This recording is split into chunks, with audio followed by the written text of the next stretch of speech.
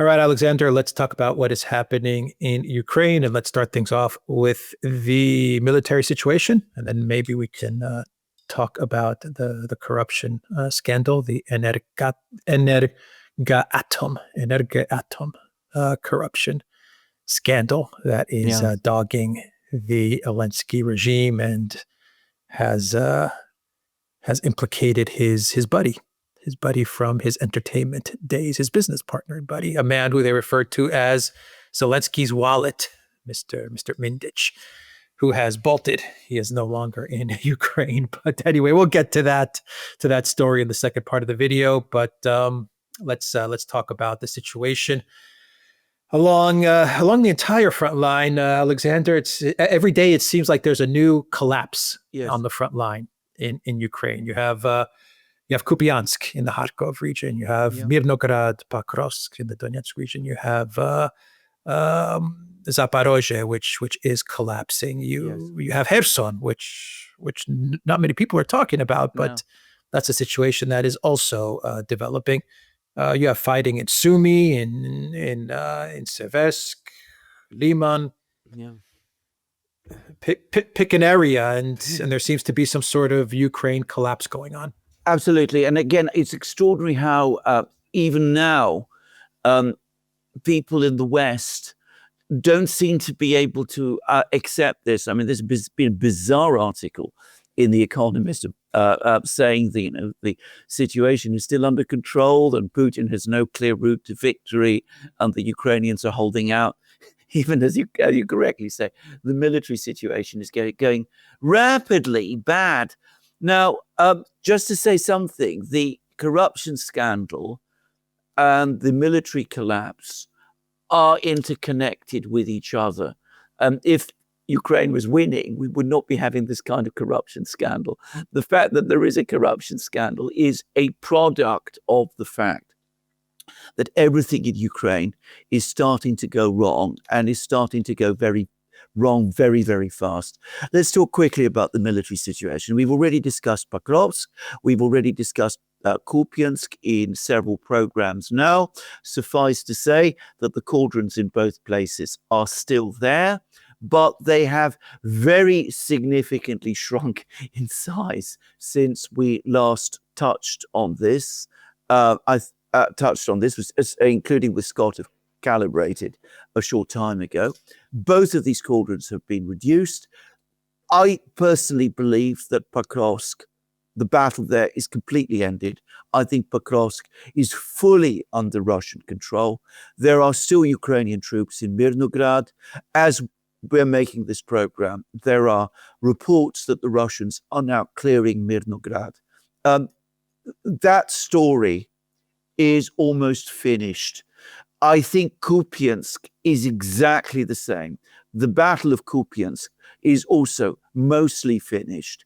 There is still a force of Ukrainian troops apparently out in the fields, in the wind and the cold and the rain and the mud, who are still surrounded. Zelensky won't let them lay down their arms or refuses to authorize them to lay down their arms. There are apparently individual surrenders, but I think that battle is going to be over very soon. The big story, and the big story in Ukraine, by the way, now, is Zaporozhye region, where the military, the defense lines are collapsing. The Russians are advancing at extraordinary speed. Again, we did a program recently with Scott from Calibrated, and he discussed how the Russians have advanced. I think it was captured 25 square kilometers a day before we did that program. The momentum of the advance has accelerated further since then. There are apparently no Ukrainian defenses. The Ukrainian military are themselves saying that they are retreating. They always say this, retreating to more defendable lines, but there don't seem to be any defendable lines. It looks as if their drone operators are barely functioning in this area any longer. And it looks as if the Russians are just outside now the town of Gulyapolye, And it could very well be that we will see the Russians either besiege that town or perhaps even storm it very quickly. And you mentioned Kherson. Nobody talks about Kherson, but a clear indicator that things are very bad there is that guess who visited Kherson? Or at least he didn't maybe exactly visit Kherson, because we saw pictures of him outside Kherson, the entrance of Kherson with a big board saying, here, this is where you enter the city of Kherson, all of that. Zelensky himself. And one of the infallible signs that things are going wrong in a particular area is when Zelensky visits it. And the fact that he has now visited Kherson is a sign that I think he's becoming worried about the situation in Kherson itself. The reason he's worried about Kherson is not only because, of course, it's recaptured by the Russians, would be a massive prestige blow, but it brings the Russians closer to two places that particularly concern him. Odessa to the west. Kherson is beyond the river, so it brings the Russians closer to Odessa. And Kryvyi Rog to the north. And of course, Kryvyi Rog is Zelensky's hometown. So he's particularly nervous about Kherson. But the fact is, he lacks the troops, he lacks the drone operators, he lacks the weapons to hold the Russians back anywhere on the front lines anymore. So an escalating, intensifying collapse right across the front lines, exactly as you said. Will the Russian Ministry of Defense announce soon that they've captured Pokrovsk and Mirnograd? Do you think they're going to announce that? And when they do, how does Zelensky and the collective West and the media, how do they cover over that? Well, I think the Russian Defense Ministry will, and they will also announce the same about Kupiansk as well when they say it. And they will try to downplay the significance of it. They've been saying repeatedly that Pokrovsk is this enormously important strategic place which the Russians have failed to capture. Then what they always say is that the Russians captured it after a siege lasting 1 year or 2 years, intense fighting, massive Russian losses. By now, the strategic significance of this place has diminished. They'll come up with some narrative to explain it away. They always do. And that the Ukrainians are moving back to more secure lines or something of that kind. What we're more likely to see, especially after Pokrovsk falls, I suspect, is we're going to see another big panic like we saw in the West after the fall of Avdiivka. It was the fall of Avdiivka in February 24 that made the West, for the first time, start to realize that Project Ukraine is indeed going to fail. And we had a period, if you remember, when Macron was talking about deploying French troops to Ukraine. And we also had the Biden administration's and the British government's decision to start long-range missile strikes against Russia. There was a period of several weeks of a pretty big panic. I think we're going to see exactly the same, despite all of this confident rhetoric about everything being under control. We're going to see a similar big panic after the fall of Pokrovsk, which, to be clear, is a much more important place about Avdiivka than Avdiivka was. Avdiivka was important because it meant that the siege of Donetsk city had ended, and because its fall opened the way to Pokrovsk and to the west, to Zaporozhye and all of those places. The fall of Pokrovsk opens the way to the Dnieper, brings about the moment when the whole of Donbass, the battle, the great struggle for Donbass ends. It'll be very difficult for the West to pretend, even to itself, that this really doesn't matter. Yeah, that's my point. Zelensky's been saying for a while now that everything is under control. Yeah. There's 60 Russian soldiers in Kupiansk that are going to get mopped up, and there's 300 soldiers in Pokrovsk that they're going to deal with. And the narrative from the West and from the media of the West is that this is a stalled war.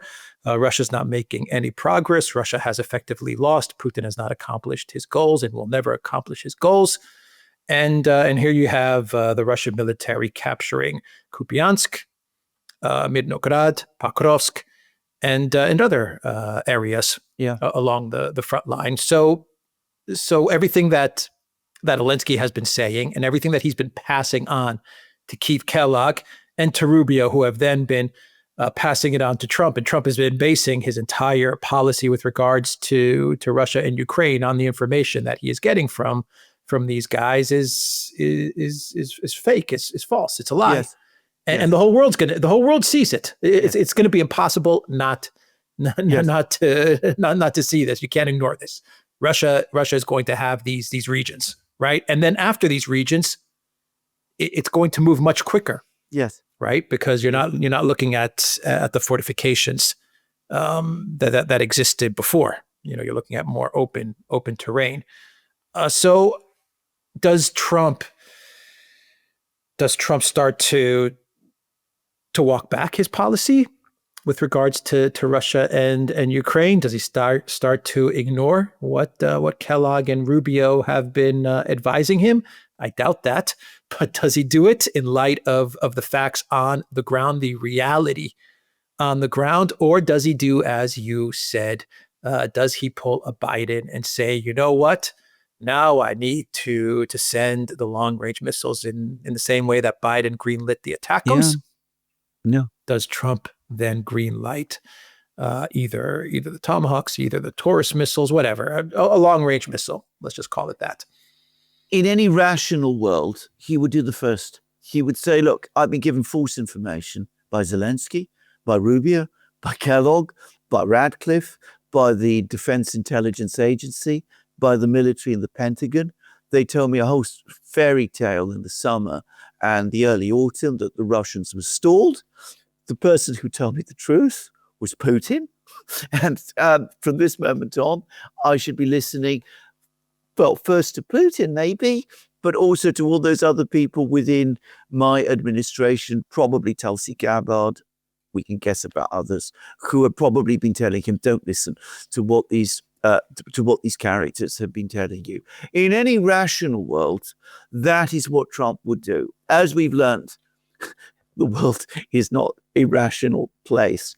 I think what is going to happen is that if there is a collapse, in fact, when the collapse happens, we are going to see a huge panic, a wail coming out of Europe, a wail coming from the neocons. They're going to be telling Trump, the situation is now critical. If we lose Ukraine, the United States will suffer a colossal blow to its prestige. Our entire position in Europe is under threat. Your presidency is going to be discredited. You will be blamed for the defeat. It'll be your fall of Saigon moment. You've got to pull every lever, pull every string to prevent this happening. So you've got to double, treble, quadruple your sanctions against Russia. You've got to start seizing tankers carrying Russian oil on the high seas. You've got to deploy the Tomahawks to Ukraine. You can already see people in the United States, Congress people now coming out and saying we need to send the Tomahawks to Ukraine. Don't worry about potential escalation from the Russians. The Lithuanian foreign minister has just said that. You don't need to worry about that. You must, however, prevent this collapse in Ukraine at all costs. And I think that we will see exactly what happened in the winter and spring of 2024, a big escalation. It will happen all over again, and only on a much bigger scale this time. That, I think, is far and away the most likely outcome of the fall of Pokrovsk and the collapse of all of these places. The big thing, the key event, is if Trump goes along with the pressure, which there will definitely be, to declare some kind of no-fly zone in Western Ukraine or to support deployment of European troops there. I hope that that is a red line he won't cross, because if he does do that, then the disaster we are in is going to deepen much further, and we are going to be in an incredibly dangerous situation altogether. But I'm afraid escalation seems to me far more likely as a response from Trump and the administration to what we're seeing now. Yeah, they're going to tell him this is your war now, Absolutely. and you're going to be blamed for it. Exactly. And it is his war. It is, yeah. And it is his war, absolutely. Yes. That's not a lie. But yeah, the neocons are going to blame him for everything that's happening, and they're going to say you didn't escalate enough. Yes. That's going to be what they say. Listening to Lithuania, the president of the United States taking foreign policy advice from Lithuania. Yeah. But there you have it. So the corruption scandal in Ukraine, Energeatom, and $100 million kickback graft corruption scandal. In order to secure contracts, Energeatom was giving kickbacks. One of the main leaders of this group, there's 7 people, I believe, in total, that NABU, which is the agency that the United States put together, right? So this is a collective West agency that they put together to fight corruption in Ukraine back in 2014 or 2015, after the Maidan coup from the United States. They put together NABU to fight corruption. And they have 7 people that they've identified. I believe they have like 4 or 5 people already in custody. The ringleader is Zelensky's business partner, entertainment cohort buddy. I don't know. They had production companies together. They had a whole bunch of entertainment business going on, right? And this guy also had a entertainment scouting agency, which ended up becoming a drone manufacturer, which the New York Times actually talked about in an article a couple of weeks ago called Firepoint, which did secure $1 billion contract to manufacture drones and to also put together the Flamingo missile, or take a part in the production of the Flamingo missile. Anyway, this guy, Mindich, he has fled. The latest reports claim that he is in Israel. That is what I read from Politico. He is actually the guy, Alexander, get this. In that article from Politico, they claim that it is Mindich who introduced Zelensky to Kolomoisky. That's interesting. Servant of the people and everything there. So the Ukraine media, they're talking about this nonstop. We've had resignations in the Zelensky government, and this is a big scandal. Even though the amount of money, in the grand scheme of things, 100 million is peanuts when you take a step back and think about all the hundreds of billions that have poured into Ukraine, unaudited, unaccounted, hundreds and hundreds of billions. NABU and this scandal is focused on this 100 million in this energy company. Your thoughts?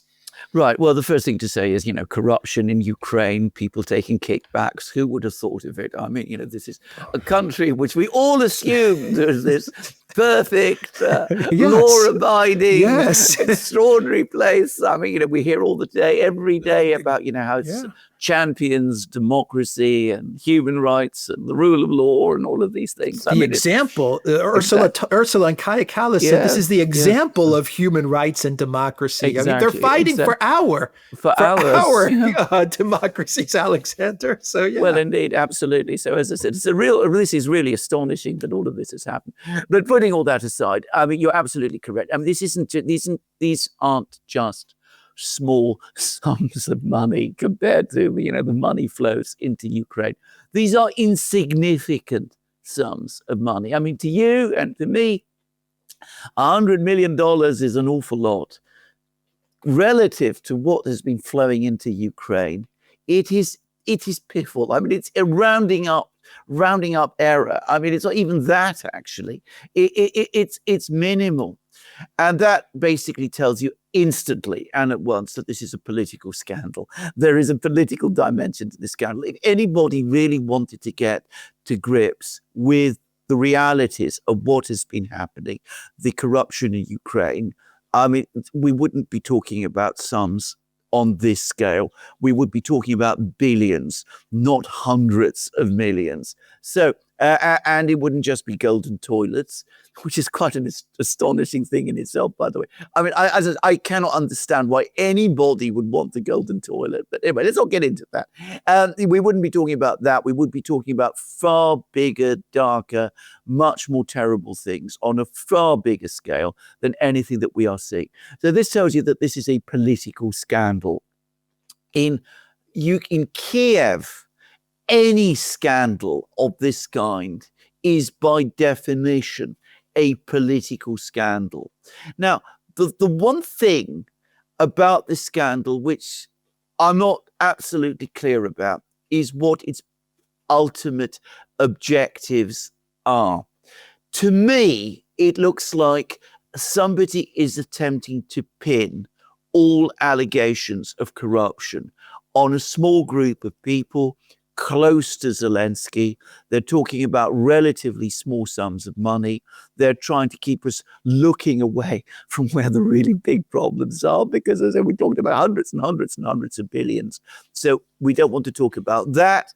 So we talk about golden toilets, hundreds of billions here, a bit of trickery with drones, a bit of trickery with resuit V2 rockets from the Second World War, which is what the Flamingo missile basically is. We talk about these things rather than go after the really important big money that has basically gone into Ukraine and disappeared from it. And of course, it's also a very, very good way of not talking about the situation on the front lines, which you talked about earlier in the program, which is collapsing in ways which put the whole viability of Ukraine in jeopardy too. So you talk about all of this and you distract attention from, as I said, the big financial scandals and the collapse on the front lines. The only uncertainty for me about this is the extent to which the ultimate point of this whole operation is to get rid of Zelensky himself, whether this ultimately targets Zelensky. Now, Zelensky's credibility ought, in theory, to be completely shot to pieces. He's been talking for the last couple of months about how Ukraine is holding its own, how the Russians aren't making any progress, how everything in Ukraine is firm and strong. And we see that this is all completely untrue and absolute and utter nonsense. There have been various rumors at various times that the United States, which, as you absolutely rightly say, created Nabu, has been looking for ways to get rid of him. So it may be that the ultimate end point of this whole operation and the reason why members of his own entourage, because that's what they are being targeted, is in order to come after Zelensky himself. But I still have difficulty believing that all of these people who've been hugging Zelensky in Europe, the Europeans, the neocons in Washington, Lindsey Graham and company, really have decided to part company with Zelensky himself. And I suspect that at some level, they probably have enough understanding of Ukrainian realities to know that if Zelensky himself is removed from the scene, then you will get a political chaos and collapse there, because the only figure of even notional legitimacy left in the political system is Zelensky himself. And of course, if you turn around and tell the Western public, well, this man who we've been hailing as the superhero, the man who is holding Ukraine together, the new Churchill, all of those things, is actually a compulsive liar and a financial cheat and a fraud. If they start turning around and telling the Western public that, then it seems to me the whole credibility of the Ukraine project, such as it is, collapses utterly. And again, I can't quite believe that that is what they want to do. Yeah, I agree with you. I still haven't been able to figure out exactly where all this is heading, or what the purpose of all of this is, because 100 million, once again, like you said, is nothing compared to the hundreds and hundreds of billions that have been poured into Ukraine and that have been lost. No. It's gone into a black hole that's unaccounted and unaudited. At first, I thought maybe this is Zelensky going after his one-time buddy, and maybe now he just wants to clear the deck like he did with Kolomoisky, right? Kolomoisky made him, and then when Zelensky got powerful, he basically threw Kolomoisky in prison, right? Got rid of him. Yes. And I thought that maybe this is what he's trying to do with Mindich, but then I thought, he tried to dissolve Nabu, or at least to take Nabu and to fold it underneath his control, because he wanted this investigation to go away. That's obvious. Yes. So that leads me to believe that this wasn't about Zelensky trying to consolidate more power and trying to remove any loose ends, even if that loose end is his good friend and his business partner.